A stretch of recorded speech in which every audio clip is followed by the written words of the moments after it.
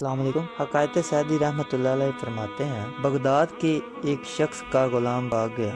حضرت لقمان علیہ السلام کی شکل و صورت اس سے ملتی جلتی تھی۔ اس نے مغالطے میں حضرت لقمان علیہ السلام کو پکڑ کر مٹی دھونے پر لگا دیا۔ سال بھر اس کے مکان کی تعمیر میں لگے رہے۔ کسی کو پتہ نہ چل سکا کہ یہ غلام نہیں بلکہ یہ صاحب حکمت لقمان ہے۔ اچانک ایک دن بھاگا ہوا غلام واپس آ گیا۔ اس بغدادی کو خطرہ ہوا کہ کہیں وہ اس پر دعویٰ دائر نہ کر دے کہ اس نے مجھے حبس سے بے جان رکھا اور مجھ سے بگاڑ لی، یا پھر یہ خوف ہوا کہ یہ شریف آدمی ہے، اس سے بگاڑ لینے پر خدا ناراض ہوگا۔ وہ معافی کی خاطر آپ کے پاؤں پر گر گیا۔ حضرت لقمان نے یہ ہنس کر فرمایا، معافی مانگ لینے سے میرے سال بھر کی مشقت کی تلافی نہیں ہو سکتی۔ یہ کیسے ہو سکتا ہے کہ تیرے معافی مانگنے سے میں سال بھر کی مشقت کو فراموش کر دوں؟ تاہم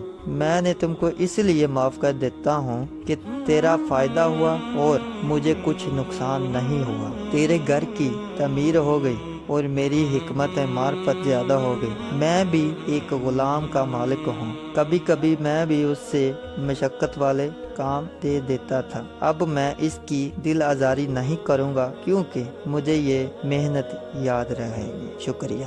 اگر آپ کو ہماری ویڈیو اچھی لگی تو اس کو لائک اور سبسکرائب اور شیئر کیجیے گا اور کمنٹس میں آ کے ضرور بتائیے گا۔ شکریہ۔